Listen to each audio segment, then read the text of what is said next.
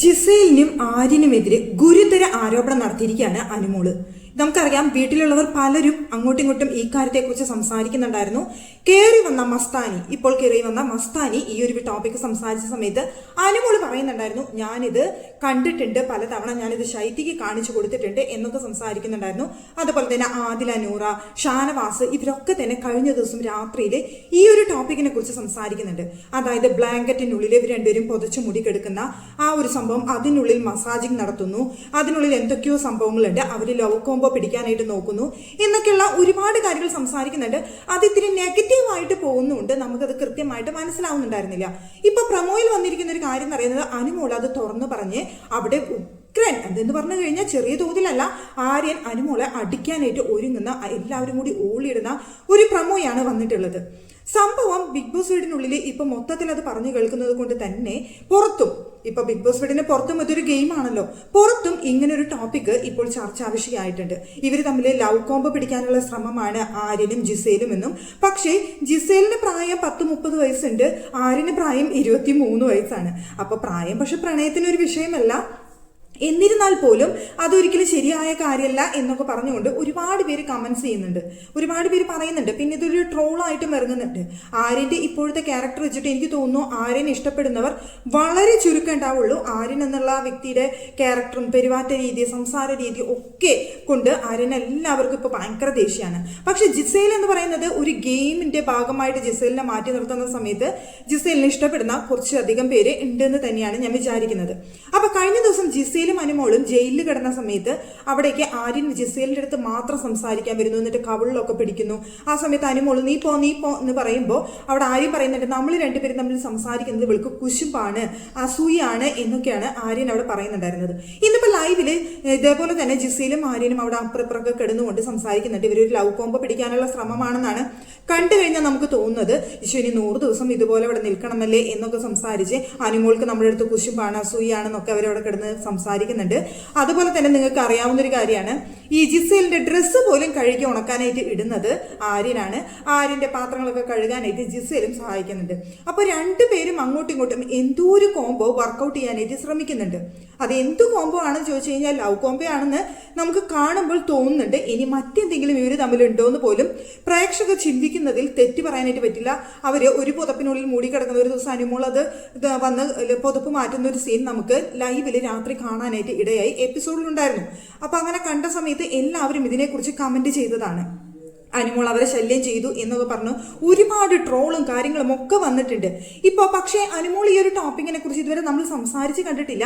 മസ്താനി വന്ന് പറഞ്ഞു എന്ന സമയത്താണ് ഇവിടെ അനുമോൾ ആ ഒരു ടോപ്പിക്കിനെ കുറിച്ച് സംസാരിക്കുന്നത്. എനിക്ക് തോന്നുന്നു മസ്താനി പുറത്ത് അങ്ങനെ ഒരു ടോപ്പിക്ക് ചർച്ചാ വിഷയമുണ്ടെന്ന് മസ്താനിയിലൂടെ മനസ്സിലാക്കിയ അനു ഇതൊരു ഗെയിമിന്റെ ഭാഗമായിട്ട് പുറത്തേക്ക് എടുത്തിട്ടതാവാനാണ് ചാൻസ്.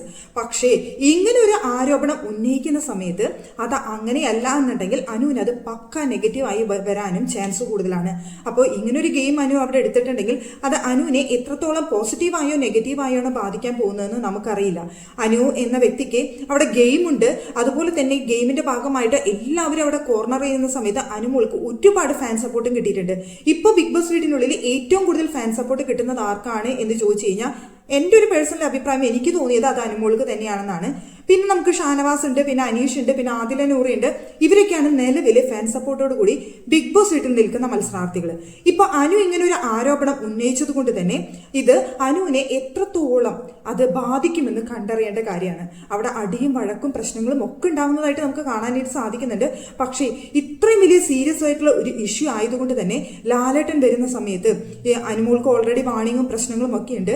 ഇത്രയും നെഗറ്റീവ് ആയിട്ടുള്ള ഒരു കാര്യമാണ് പറഞ്ഞത് എന്നുള്ളത് കൊണ്ട് ഇനി മറ്റെന്തെങ്കിലും നടപടി, അതായത് അനുമോളുടെ ഭാഗത്ത് വലിയൊരു തെറ്റ് സംഭവിച്ചു എന്നുണ്ടെങ്കിൽ അനുമോൾക്കെതിരെ എന്തെങ്കിലും വലിയ നടപടി ഉണ്ടാവുമോ എന്നൊരു കാര്യവും അവിടെ എനിക്ക് തോന്നുന്നു. അങ്ങനെ ഒരു കാര്യം വരാനുള്ള ചാൻസ് ഉണ്ട്. എന്ന് വെച്ചാൽ വലിയൊരു ആരോപണമാണ് നടത്തിയിട്ടുള്ളത്, ഒരു ചെറിയ ആരോപണമല്ല അവിടെ ഉണ്ടായിട്ടുള്ളത്, വലിയൊരു ആരോപണമാണ്. അതുകൊണ്ട് സൂക്ഷിച്ചും കണ്ടും കൈകാര്യം ചെയ്യേണ്ട ഒരു കാര്യമായിരുന്നു അനുമോൾ അത് എടുത്തിട്ടത്. എത്രത്തോളം ശരിയാണ് തെറ്റാണ് എന്നുള്ളത് നമുക്ക് കണ്ടറിയേണ്ട കാര്യമാണ്.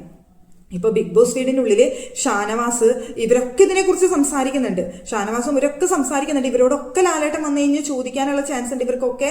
പക്ഷേ മസ്താനി വന്ന് പറഞ്ഞപ്പോഴും അനുമോള് പറഞ്ഞപ്പോഴൊക്കെയാണ് ഇവർ ഇതിനെക്കുറിച്ച് കൂടുതൽ ചർച്ച ചെയ്യുന്നത്. അപ്പൊ ഇതിലേക്ക് കൂടുതൽ പ്രശ്നത്തിലാവാനായിട്ട് പോകുന്നത് ഒരു പക്ഷേ അനുമോളാവാനുള്ള ചാൻസും വളരെ കൂടുതലാണ്. അപ്പോൾ ഈ ഒരു ടോപ്പിക്ക് മാറ്റി നിർത്തി കഴിഞ്ഞാൽ ഇന്നിപ്പോൾ ഷാനവാസിന്റെ ദിവസമാണെന്ന് നമുക്ക് പറയേണ്ടി വരും. രാവിലെ മുതൽ ഷാനവാസ് കിച്ചണിൽ കിടന്ന് അടി ഉണ്ടാക്കി കണ്ടന്റ് ഉണ്ടാക്കിക്കൊണ്ടിരിക്കുകയായിരുന്നു. ഷാനവാസ് ഇന്ന് ബിഗ് ബോസ് വീട്ടിലെ എല്ലാവരായിട്ട് അടി ഉണ്ടാക്കിയിട്ടുണ്ട്. ഒരുവിധം അനീഷായിട്ടുള്ള പിന്നെ അടി എന്ന് പറഞ്ഞാൽ എനിക്കൊരു ടോം ആൻഡ് ജെറി കോംബോ ആയിട്ട് അവരെ തമ്മിൽ തോന്നിയിട്ടുള്ളൂ.